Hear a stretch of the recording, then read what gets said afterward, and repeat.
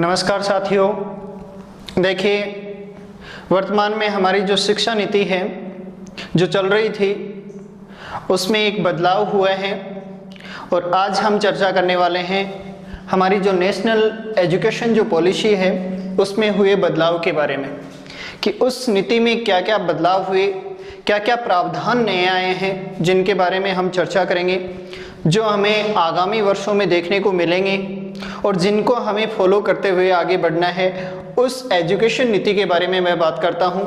तो देखिए हमारी नेशनल एजुकेशन पॉलिसी जो है वो शुरू हुई थी, अभी जो हमने लागू की है वो लागू की है 29 जुलाई 2020 को। हालांकि ये पूर्णतः लागू नहीं हुई है, बनके इसका मसौदा तैयार हुए हैं।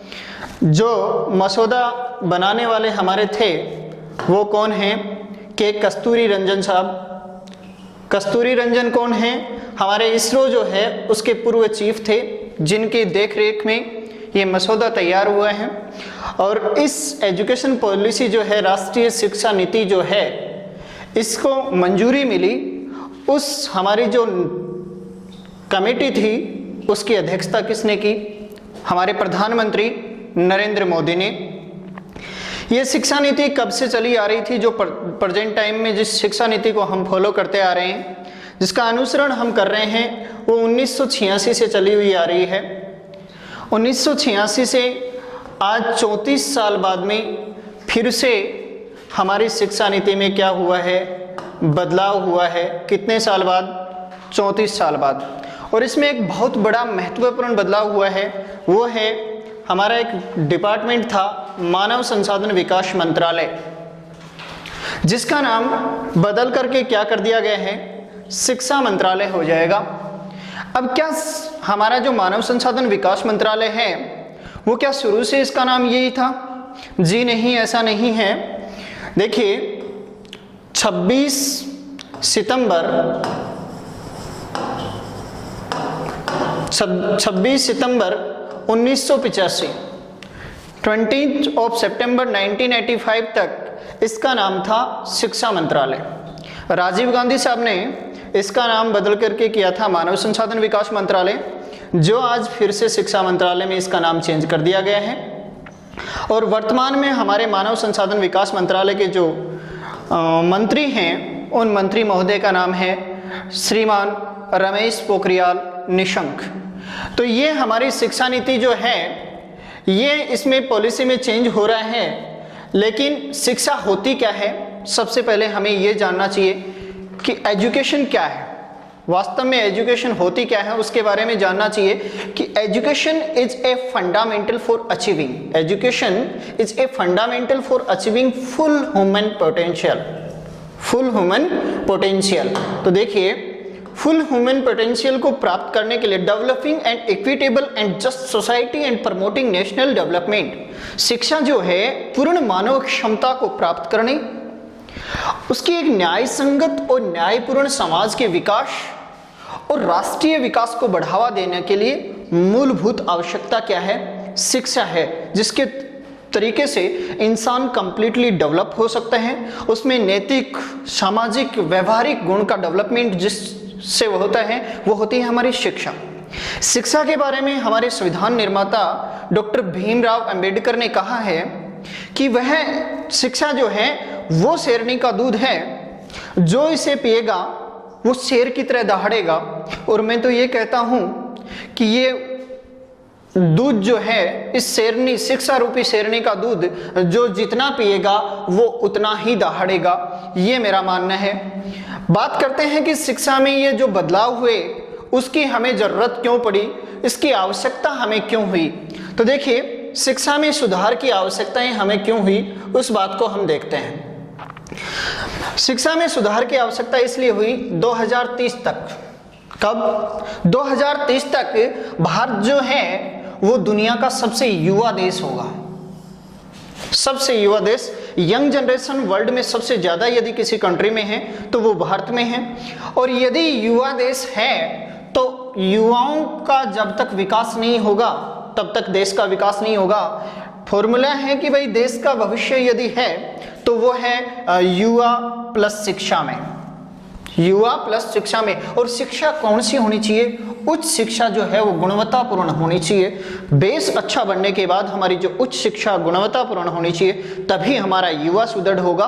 और युवा यदि हमारा सुदृढ़ होगा तो देश सुदृढ़ होगा, ये मानना है। दूसरा मेन फोकस क्या किया गया है कि विषय वस्तु पर हमारा जो फोकस रहता है, हम जो सिलेबस बेस्ड स्टडी कर रहे हैं उससे हट करके हमारा ध्यान कहाँ रहना चाहिए? समस्या समाधान पे रहना चाहिए, तार्किकता पे रहना चाहिए और रचनात्मकता पर रहना चाहिए। सीधी सी बात मैं आसान शब्दों में आपको समझाऊं तो हमारा ध्यान टेक्निकल की तरफ रहना चाहिए। हमारे खुद के जो हाथ के काम हैं वो हमें सीखने चाहिए, ताकि हम केवल किताबी ज्ञान में फंस करके ना रहें और हमें कुछ अच्छा करने को मिल सके। तो देखिए, ये हमारी आवश्यकता थी जिसके कारण हमें शिक्षा जो नीति है उसमें बदलाव करने की जरूरत पड़ी। फिर इसका विजन क्या है? इस शिक्षा नीति जो है जिसमें बदलाव हुआ उसका विजन क्या है? तो देखिए, this national education policy envision an education system rooted in Indian ethos and contribute directly to transforming India that is Bharat. देखिए, बहुत बड़ी बात कही गई है कि हमें भारत बनाना है, that is Bharat, sustainably into an equitable and vibrant knowledge society by providing high quality education to all and thereby making India a global knowledge superpower। हमें इस राष्ट्रीय शिक्षा नीति का जो विजन है वो क्या है? वो है कि भारतीय मूल्यों से विकसित शिक्षा प्रणाली। हमारी शिक्षा प्रणाली क्या होनी चाहिए? भारतीय मूल्यों से विकसित होनी चाहिए। हमें हमारी संस्कृति को भूलना नहीं है, टेक्निकल की तरफ जाना है, हमें तकनीकी को बढ़ावा देना है, लेकिन भारतीय जो मूल्य हैं, जो संस्कृति है, उसको भूलना नहीं है। तो भारतीय मूल्यों से विकसित शिक्षा प्रणाली है जो सभी को उच्चतर गुणवत्तापूर्ण शिक्षा उपलब्ध करवाएगी। मैंने बताया कि युवाओं को यदि हायर एजुकेशन जो है वो हाई क्वालिटी की प्राप्त होगी तो वो सुदृढ़ होंगे और देश सुदृढ़ होगा। और भारत को वैश्विक ज्ञान महाशक्ति बनाकर भारत को एक जीवंत और न्याय संगत ज्ञान समाज में बदलने के लिए प्रत्यक्ष रूप से योगदान करेगी। मैं आपको बता दूं कि भारत जो है पहले भी विश्व गुरु रहा है और इस शिक्षा नीति का फिर से एक बार यही लक्ष्य है कि भारत को एक बार फिर से विश्व गुरु बनाया जाए। जो नालंदा और तक्षशिला जैसे विश्वविद्यालय जहां पर वर्ल्ड के सभी स्टूडेंट पढ़ने के लिए आया करते थे, वैसे ही संस्थान हमारे यहाँ डेवलप किए जाएं जिससे फिर से विश्व गुरु बन सके भारत। अभी देखिए क्या चेंजमेंट हुए हैं। सबसे पहले चेंज की बात कर रहा हूँ, स्कूली एजुकेशन में क्या चेंज हुआ है। तो मैं आपको बताऊं कि पहले स्कूली एजुकेशन में क्या था कि 10+2 फॉर्मेट था, जिसको अभी हमने चेंज करके और क्या होने वाला है आपके सामने, वो होने वाला है 5+3+3+4। क्या है एक्सप्लेन नीचे किया है। पहला 5 क्या है, पहले 5 क्या है? तो देखिए, फाउंडेशनल स्टडी है, इसको आंगनवाड़ी या प्री स्कूल की संज्ञा दी गई है। इसमें क्या होगा, 3 साल, फर्स्ट सेकंड और थर्ड 3 साल जो है, बच्चा जब जिसकी उम्र 3 से 6 साल है वो 3 साल आंगनवाड़ी या प्री स्कूल में होगा, जिसमें वो केवल अक्षर ज्ञान, संख्याएं, खेल कूद के साथ सीखेगा। उसके बाद 2 साल जो है उम्र होगी उसकी 6 से 8 और इस टाइम में वो फर्स्ट और सेकंड क्लास पढ़ेगा, जिसमें हम फर्स्ट और सेकंड 2 साल में पढ़ाएंगे। उसके बाद सेकंड जो 3 हमारा आता है उसमें है प्रिपरेटरी शिक्षा, मतलब प्रारंभिक शिक्षा जो है, इसमें क्लास होगी 3rd to 5th और एज होगी 8 to 11। ओके, नेक्स्ट है हमारा मिडिल, और मिडिल में 6 to 8 हमारी एज होगी, क्लास होंगी और एज होगी 11 to 14 ईयर्स। क्लियर है। अब मैं आपको एक बात क्लियर करना चाहता हूं कि पहले जो हमारी शिक्षा नीति थी उसमें केवल इन बच्चों को ही कवर किया गया था। ध्यान दीजिए, अनिवार्य शिक्षा जो है यहां तक थी, ना वो पीछे वाले कवर किए थे ना ये आगे वाले कवर किए थे। लेकिन अब ऐसा नहीं है, सेकेंडरी लेवल पे बच्चे को 9 to 12 जो है उसकी एज होगी 14 to 18 ईयर्स और ये हमारा फॉर्मेट रहेगा। फॉर्मेट क्या रहेगा, 5+3+3+4, ये हमारा फॉर्मेट रहने वाला है स्कूली एजुकेशन में। बात आती है कि ये हमारा चाइल्डहुड केयर एंड एजुकेशन जो है इसने क्या निर्धारण किया है कि प्राइमरी शिक्षा जो है, शुरुआत वाला 5 जो आपके सामने पेश किया था मैंने, उसकी जो शिक्षा है वो होनी क्या चाहिए, वो खेल आधारित शिक्षा होनी चाहिए। बर्डन नहीं देना बच्चे को, किसी प्रकार का उस पर भार नहीं लादना है हमें।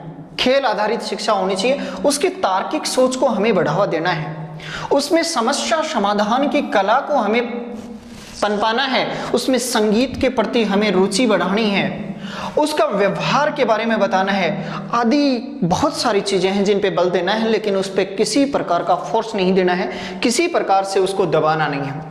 जैसे एक महत्वपूर्ण बात जो है वो ये है, हमारी शिक्षा नीति की सबसे महत्वपूर्ण इंपॉर्टेंट बात क्या है कि पुरानी जो शिक्षा नीति थी उसमें 3 से 6 वर्ष के बच्चों का कोई जिक्र नहीं था कहीं पर भी।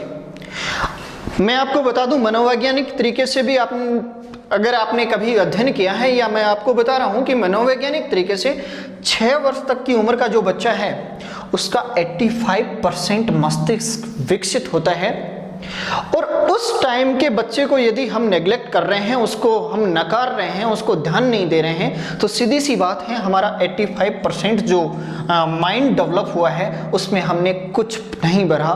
तो अब नई शिक्षा नीति जो है इसमें क्या है, जबकि इसी मस्तिष्क को, कौन से को, 3 से 6 वर्ष के बच्चे को विकसित करने के लिए हमने क्या डेवलप किया है, बाल वाटिका का प्रावधान किया है। 3 से 6 वर्ष के बच्चों के लिए 3 साल वो बाल वाटिका में रहेंगे और जिससे वो शिक्षा ग्रहण कर सकेंगे। ओके, नेक्स्ट बात आती है इसके कुछ महत्वपूर्ण तथ्य, क्यों, कहां जरूरत पड़ी हमें। तो देखिए 2030 तक जो हमारा देश है उसके लिए निर्धारित किया गया कि प्री स्कूल से माध्यमिक स्तर में 100% सकल नामांकन अनुपात बनाना है। मतलब हमारे एनरोल तो होते हैं बच्चे, जैसे 6 to 8 जो बच्चे एनरोल होते हैं उनका रेशियो है 90.9%, लेकिन वही बच्चे जब 9 to 10 जाते हैं तो 79.3% हो जाता है, और वही बच्चे जब 11 to 12 जाते हैं तो 56.5 हो जाता है। पहले में वो 90.9 थे, दूसरे में वो 79.3% थे, और तीसरे में 56.5% बन गए। हमारा लक्ष्य क्या है कि हायर एजुकेशन में यहाँ आते आते बच्चे या तो यहाँ छोड़ देते हैं, या 10th बेस बहुत सारी भर्तियां निकलती हैं उनमें चले जाते हैं बच्चे, हायर एजुकेशन गेन नहीं कर पाते हैं, और उच्च शिक्षा जब तक गेन नहीं कर पाएंगे उसका विकास नहीं हो पाएगा। तो हमारा लक्ष्य क्या है कि प्री स्कूल से माध्यमिक स्तर में 100% नामांकन हम बनाएं। दूसरी बात क्या है कि 2025 तक तीसरी कक्षा तक, कौन सी कक्षा तक, तीसरी कक्षा तक सार्वभौमिक जो बुनियादी साक्षरता है उसका संख्यात्मक ज्ञान होना चाहिए। ऐसा नहीं है कि बच्चा 3rd क्लास में है, ए फॉर एप्पल का पता है, उसको 1 आ रहा है, 2 1 जा 2 आ रहा है, लेकिन 2 दूनी 4 का पता नहीं है। ऐसा नहीं होना चाहिए, उसको व्यवहारिक नॉलेज भी होना चाहिए। तीसरी बात है शिक्षा से दूर रहे 2 करोड़ बच्चे जो किसी सी वजह से हो सकते हैं, हो सकता है फीस की वजह हो सकता है उसके गार्जियंस कमजोर हो, कोई भी वजह रही है, 2 करोड़ बच्चे जो मुख्य धारा से टूट गए हैं, मुख्य धारा से जो अलग हो गए हैं, उनको वापस मुख्य धारा में लाना लक्ष्य है। तीसरी बात है इसके तहत क्या किया जाएगा, एनसीईआरटी अपने सिद्धांतों के आधार पर एक पाठ्यक्रम लेके आ रहे हैं, एनसीएफएससी 2020 एंड 21, जो सभी क्षेत्रीय भाषाओं में उपलब्ध कराया जाएगा। सबसे इंपॉर्टेंट बात है, क्योंकि बच्चा घर जाकर के कुछ और बोलता है, स्कूल में होता है तो फटाफट इंग्लिश बोलता है, और घर पे जाकर के माँ जो है प्योर मारवाड़ी में बात करती है। बच्चा क्या करे, इंग्लिश सीखे कि मारवाड़ी सीखे? तो इस अंतर को करने के लिए, रोकने के लिए, इस अंतर को हटाने के लिए ये पाठ्यक्रम लाया जाएगा। बात करते हैं आगे भाषा की। मैंने अभी कहा कि भाषा में क्या दिक्कत है, तो देखिए भाषा में हालांकि बहुत सारी भ्रांतियां हैं। जिस दिन से शिक्षा नीति आई थी उसी दिन से भ्रांतियां फैला रहे हैं लोग, वो ऐसे हो जाएगा, वो ऐसे हो जाएगा, कुछ नहीं होगा, बहुत अच्छा है। देखिए पहली बात मैंने लिखा है कि मातृभाषा में शिक्षा, पहला पॉइंट क्या बनाया गया है कि मातृभाषा में शिक्षा।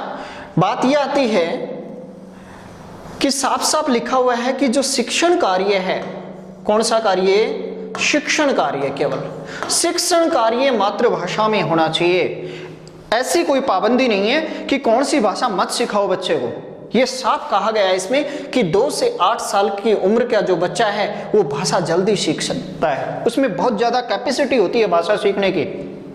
तो कोई सी भी भाषा सिखाओ, लेकिन अनिवार्यता मत करो किसी भाषा की। जैसे प्रेजेंट टाइम में चल रहा है कि इंग्लिश मीडियम जो स्कूलें हैं वो इंग्लिश में बोलो बेटा, हिंदी बोलने पे फाइन लगेगा, वो लगेगा, ऐसा नहीं कर सकते आप। मातृभाषा में शिक्षण कार्य कराओ, भाषा जितनी सीख सके वो सिखाओ। दूसरी बात है बहुभाषी, मतलब बच्चे को बहुभाषी बनाना है, बहुत सारी भाषाएं सिखाना है, हिंदी, संस्कृत, उर्दू, फारसी, पंजाबी, राजस्थानी, जो उसको सिखा सको वो भाषा सिखाओ। लेकिन कई बार ऐसा दिक्कत भी हो जाती है। मैं आपको एक छोटा सा किस्सा सुनाता हूँ। एक बार क्या होता है, अकबर के दरबार में एक बहुभाषी आ जाता है। अकबर जो है महान सम्राट, मुगल सम्राट जो हुआ है, उसके दरबार में एक बहुभाषी आ जाता है और वो कहता है कि मेरी मातृभाषा कौन सी है। बहुत बड़ा लॉजिक है, देखिए ये क्यों किया गया है उसको समझिए। मेरी मातृभाषा कौन सी है वो मेरे को बता सकता है कोई? अब बहुभाषी की मातृभाषा कौन बताए? सारे मंत्री जो हैं उनको बुलाया गया लेकिन कोई नहीं बता सका। अब आपको पता है कि अकबर दरबार में HOD कौन था? बीरबल महोदय। तो उसके पास सवाल गया कि साहब ये बहुभाषिया है, इसकी मातृभाषा जाननी है। बीरबल बड़े आसानी से बोले बस इतना सा काम, बहुत आसान काम है ये तो। बोले कैसे? उन्होंने सैनिकों को बुलाया और बोला इसको ढंग से इसकी कुटाई कर दो। जो ही उसके लगने लगे पटापट लगने लगे, बोलो भाई छोड़ दो, मैं कुछ नहीं बोलूंगा। और पता चल गया भाई इसकी तो हिंदी भाषा मातृभाषा है। मतलब जब हमें पीड़ा होती है, जब हमें दुख होता है तो हमारी मातृभाषा निकलती है। और जब हम बच्चे को प्रारंभिक क्षेत्र में जब हम बच्चे को फोर्स कर रहे हैं तो भाई इंग्लिश कहाँ से निकलेगी उसके मुंह से, हिंदी कहाँ से निकलेगी उसके मुंह से, तो वो मातृभाषा निकलेगी।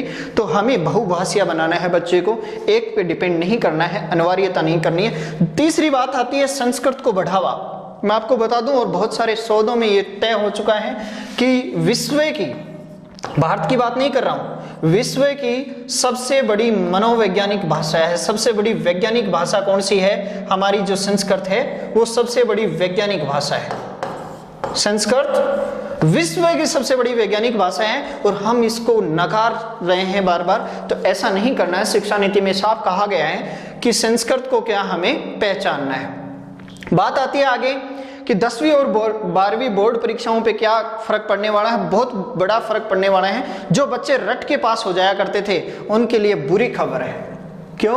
क्योंकि रट के पास होने की बात अब रही नहीं। रटे हुए सवालों पर बोर्ड परीक्षा का परिणाम दारोमदार नहीं रहेगा। क्यों नहीं रहेगा? उस रीजन को समझिए कि परीक्षाएं 2 बार कराएंगे और वस्तुनिष्ठ और व्याख्यात्मक प्रश्न होंगे। जब बात वस्तुनिष्ठ की आती है तो ज्ञान अपना ही काम आता है, उसमें कोई रटा हुआ नहीं काम में आता, क्योंकि ऑप्शंस होते हैं और ऑप्शंस में, वस्तुनिष्ठ में, ब्लैंक्स में, उसमें जो परफेक्ट है वो परफेक्ट है, इधर उधर की बातें नहीं चलती। ठीक है।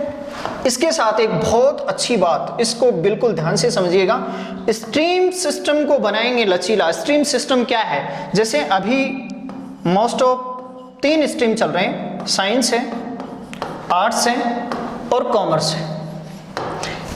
ठीक है, इनके विषय डिसाइड हैं, उन्हीं में कर सकते हैं। लेकिन अब क्या होगा, जैसे कोई फिजिक्स की पढ़ाई कर रहा है और उसको पसंद है हिस्ट्री, तो फिजिक्स वाला हिस्ट्री पढ़ सकता है। या उसको अकाउंट्स पसंद है तो वो अकाउंट्स पढ़ सकता है। इसके लिए एक पुल बनाया जाएगा और उसमें भाषाएं या सब्जेक्ट्स जो हैं वो तय किए जाएंगे। उसमें से आप जो पसंद हो वो आप ले सकते हैं। स्ट्रीम सिस्टम की जो पाबंदी थी उसको बंद कर दिया जाएगा, उसको खत्म कर दिया जाएगा। ओके, बात आती है आगे कि हमारी स्नातक BA BSc जो थी उसमें क्या असर पड़ेगा बीकॉम में। तो देखिए, पहले क्या होता था कि यदि बच्चे ने फर्स्ट ईयर कर लिया, सेकंड ईयर कर दिया और उसके बाद ड्रॉप आउट हो जाता है तो उसकी डिग्री किसी काम की नहीं थी। अब ऐसा नहीं होगा।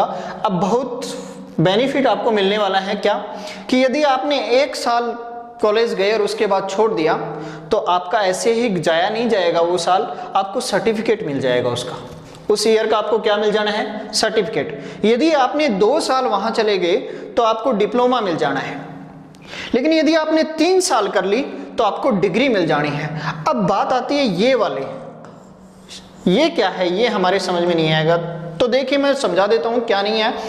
आप डिग्री कर सकते हैं, ये 3 साल वाली भी कोई दिक्कत नहीं है, लेकिन ये चौथा साल यदि आप देते हैं तो एक स्पेशल सब्जेक्ट में आपका शोध कार्य होगा और जिससे आपको हायर एजुकेशन में बेनिफिट मिलेगा। यदि आपको हायर एजुकेशन में नहीं जाना है तो आपकी डिग्री यहाँ पे 3 साल में कंप्लीट हो जाएगी, लेकिन यदि हायर एजुकेशन में जाना है तो आपको 4 साल की करना में फायदा होगा, क्योंकि इसके बाद आपका एमए जो है वो 1 ईयर का हो जाएगा। उसके बाद यदि बीएड करना चाहते हो तो वो भी 1 ईयर का हो जाएगा। ये आपको बेनिफिट इससे होने वाला है। नेक्स्ट देखिए स्नातकोत्तर, मतलब एमए, एमएससी, एमकॉम क्या होने वाला है। इसके भी 2 स्ट्रीम्स हैं, 2 तरीके से हम कर सकते हैं। अब कैसे, एक होगा 3 इयर्स स्नातक यदि आपने किया है तो आपका एमए होगा, एमएससी या एमकॉम जो भी है वो 2 साल का रहेगा।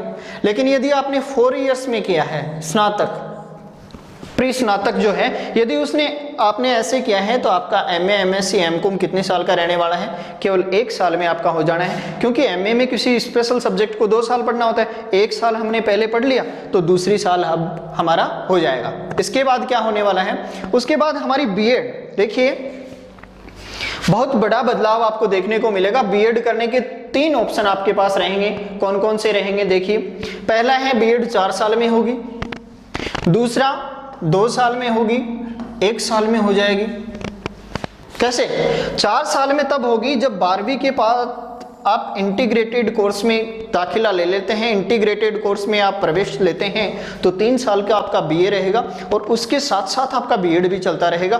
तो फाइनल ईयर, 3rd ईयर और 4th ईयर में आपके बीएड के 2 सब्जेक्ट पढ़ाए जाएंगे, उन पे आपका टीचिंग होगा।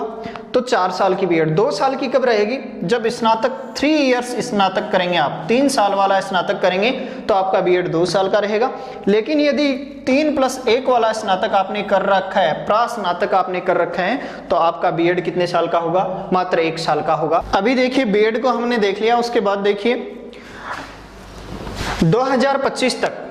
2025 तक हमारा लक्ष्य क्या है कि 2025 तक 50% छात्र जो हैं उनको औपचारिक व्यावसायिक शिक्षा दी जाए। सबसे मेन पॉइंट है इस शिक्षा नीति का मेन फोकस इसी पे रहेगा।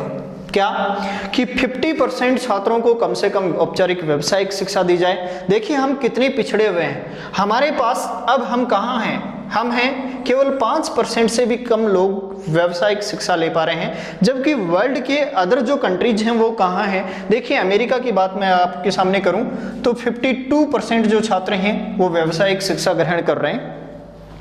जर्मनी की बात यदि की जाए तो 75% स्टूडेंट्स जो हैं वो व्यावसायिक शिक्षा ग्रहण कर रहे हैं। दक्षिण कोरिया अपने आप में अमेजिंग है, ये बहुत ही शानदार काम कर रहे हैं। 96% छात्र इसके व्यावसायिक शिक्षा ले रहे हैं। और जब बच्चे जो हैं, युवा जो है व्यावसायिक शिक्षा में प्रवीण होगा तो सीधी सी बात है वो दक्ष होगा और उसकी दक्षता काम आएगी किसके, देश भी अपने आप में विकसित होगा। देश को विकसित होने से कोई नहीं रोक सकता। बात करते हैं आगे तो कुछ महत्वपूर्ण तथ्यों की।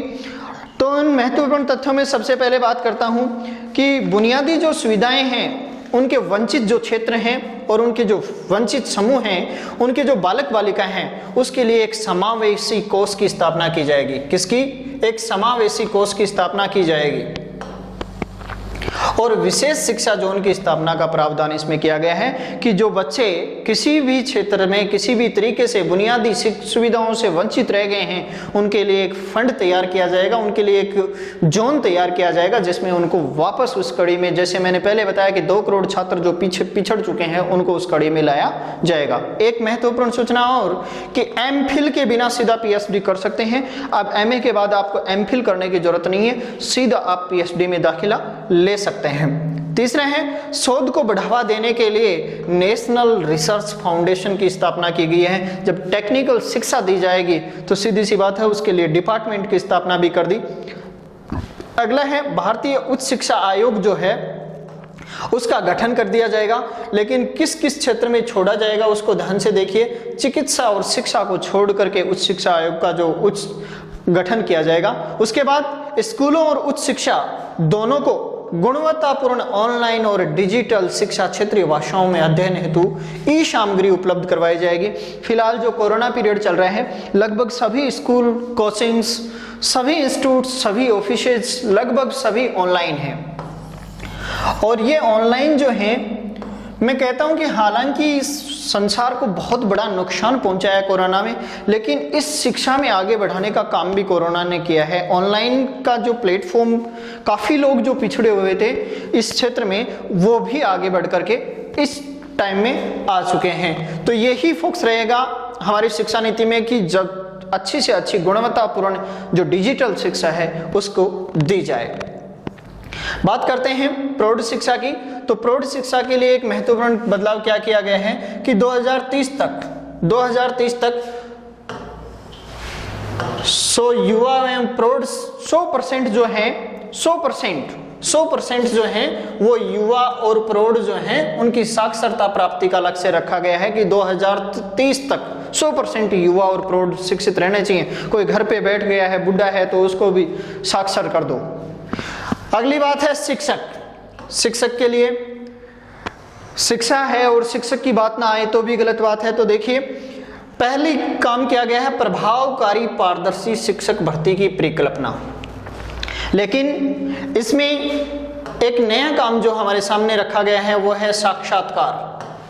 क्या रखा गया है? साक्षात्कार रखा गया है, साक्षात्कार।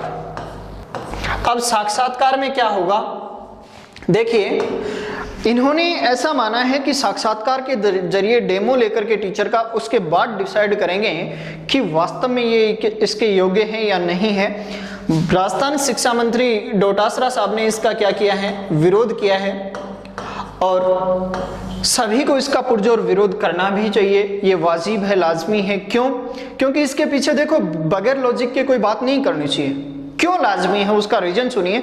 जब किसी स्टूडेंट को करवाई जाती है बीएड, क्या सिखाया जाता है उसको वहां पर लेसन प्लान दिया जाता है, लेसन उससे करवाए जाते हैं, उसका डेमो लिया जाता है। क्या दिक्कत है? यहीं पे उसकी प्रवीणता जांच लो ना। इस क्षेत्र में, इस प्लेटफॉर्म में इसको चेक कर लो कि क्या वो आगे जाकर के शिक्षक बनने के गुण उसमें हैं या नहीं है। यदि नहीं है तो यहीं पे उसको नकार दो, ताकि आगे ये दिक्कत हो ही नहीं।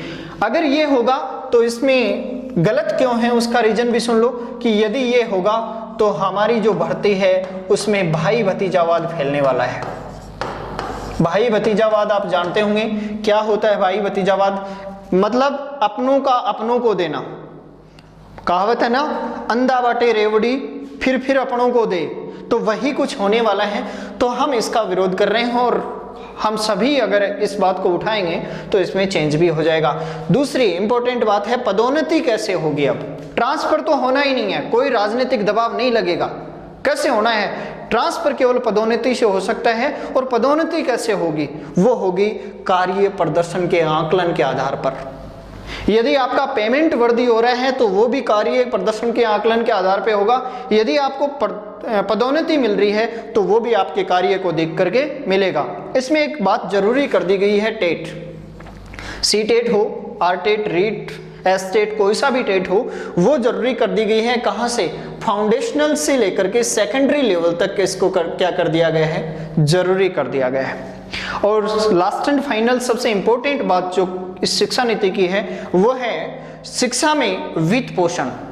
वित्त पोषण जो पहले हमारी जीडीपी का 4.43% शिक्षा के लिए मिलता था, वो अब बढ़कर के कितना परसेंट कर दिया गया है? 6% वित्त पोषण हमें कर दिया गया है। 6% जीडीपी का 6% धन जो है वो निवेश होगा शिक्षा के क्षेत्र में। तो इन सब बातों के साथ आज की हमारी ये चर्चा कंप्लीट होती है। अब मैं आपको बताना चाहूंगा कि इस शिक्षा नीति में जहां तक जितना मैंने स्टडी किया वो आपके सामने पेश करने की कोशिश की। यदि फिर भी इसमें आपका कोई क्वेरी रहती है, आपका कोई क्वेश्चन रहता है, तो कमेंट बॉक्स में जरूर डालिएगा। मैं कोशिश करूंगा कि यदि आपकी जितनी समस्याएं होंगी उसका समाधान करने की एक और वीडियो में हम मिलेंगे। यदि समस्याएं ज़्यादा रही तो हम एक और वीडियो के द्वारा इसमें एक्सप्लेन करेंगे।